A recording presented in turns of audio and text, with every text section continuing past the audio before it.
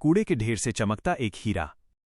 दुनिया में फासले बहुत हैं, जाति के, धर्म के, और सबसे बड़ा फासला अमीर और गरीब का। लेकिन एक फासला ऐसा भी है जिसे नापना सबसे कठिन है, और वो है पेट की भूख और आंखों के सपनों के बीच का फासला।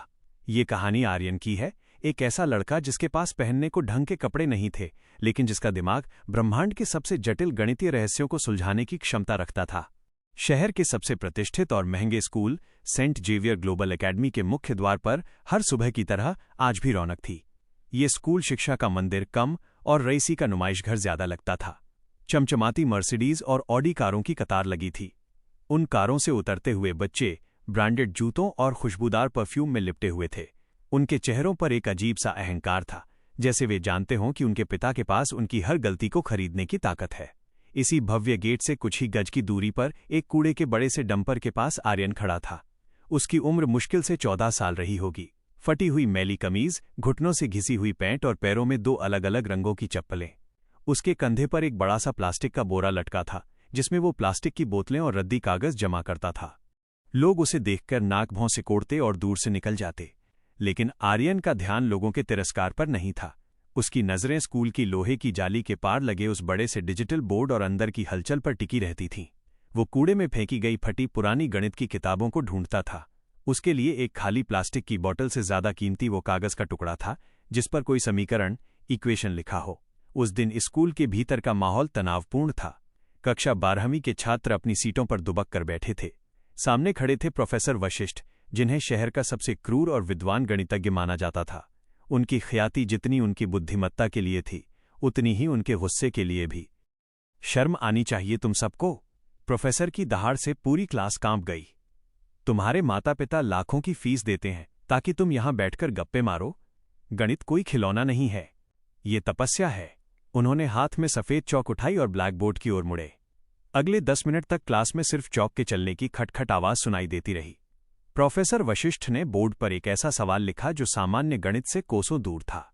ये फॉर्मेट्स थ्योरम और क्वांटम कैलकुलस का एक ऐसा जटिल मिश्रण था जिसे देख अच्छों के पसीने छूट जाएं।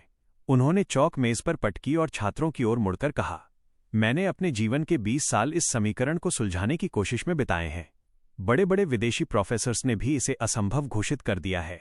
मैं तुम सबको खुली चुनौती देता हूं, अगर कल सुबह तक कोई भी इसका सही जवाब निकाल दे तो मैं अपनी गोल्ड मेडल वाली घड़ी उसे दे दूंगा और उसे पूरी छात्रवृत्ति दिलवाऊंगा। आर्यन खिड़की के बाहर लोहे की जाली पकड़े खड़ा ये सब देख रहा था। उसे वो सवाल असंभव नहीं लगा, बल्कि उसे लगा कि वो सवाल उसे पुकार रहा है, जैसे कोई उलझी हुई सुतली उसे सुलझाने की गुहार लगा रही हो। रात के 2 बजे बज रहे थे। पूरा शहर गहरी नींद में था। आर्यन की बस्ती में सिर्फ सन्नाटा और मच्छरों की भिनभिनाहट थी। उसका शराबी चाचा पास ही पड़ा सो रहा था। आर्यन की आंखों में नींद नहीं थी।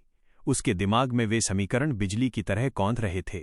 वो चुपचाप उठा और अंधेरे में दौड़ता हुआ स्कूल पहुंचा। स्कूल का पिछला हिस्सा जहां से नाला बहता था, वहां की दीवार टूटी हुई थी। आर्यन वहां से अंदर घुसा। गलियारे में हल्का सा अंधेरा था। वो सीधे उस क्लासरूम में गया जहां प्रोफेसर ने सवाल लिखा था। चांद की हल्की रोशनी ब्लैकबोर्ड पर पड़ रही थी। आर्यन ने कांपते हाथों से चौक उठाई। पहले तो वो झिझका, लेकिन जैसे ही उसने पहली लाइन लिखी, उसे लगा जैसे कोई दैवीय शक्ति उसके हाथ को चला रही हो। उसने कैलकुलस की उन बारीकियों का इस्तेमाल किया जो उसने कूड़े में मिली पुरानी रद्दी किताबों से सीखी थीं। पसीने से भीगा आर्यन 3 घंटे तक लगातार लिखता रहा। पूरा बोर्ड भर गया और अंत में उसने एक छोटा सा बॉक्स बनाया और उसमें जवाब लिखा 0-0।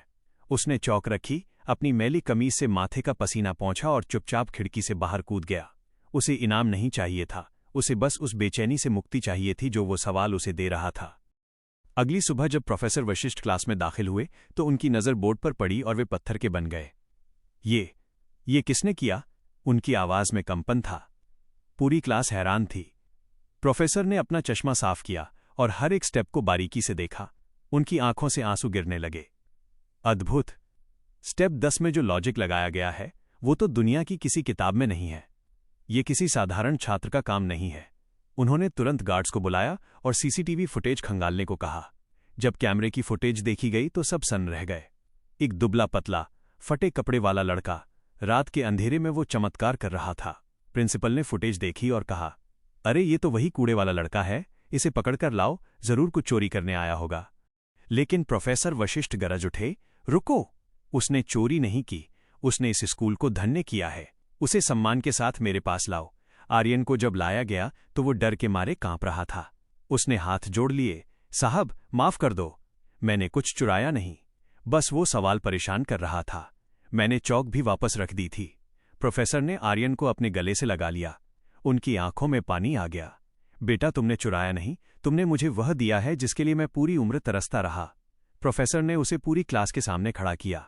जो अमीर बच्चे उसे देखकर हंस रहे थे। आर्यन के समझाते ही उनकी बोलती बंद हो गई।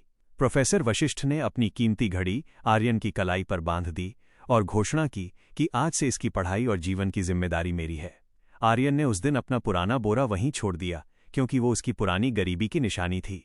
अब उसके हाथ में कलम थी और आंखों में चमकता हुआ भविष्य। अगर आपको आर्यन के संघर्ष और जीत की ये कहानी पसंद आई हो तो देसी स्टोरी चैनल को अभी सब्सक्राइब करें। हम आपके लिए लेकर आते हैं समाज की कड़वी सच्चाई और प्रेरणा से भरी ऐसी ही कहानियां। इस वीडियो को लाइक करें और अपने दोस्तों के साथ शेयर करना न भूलें। कमेंट में जरूर बताएं, क्या टैलेंट सच में अमीरी का मोहताज होता है? जय हिंद।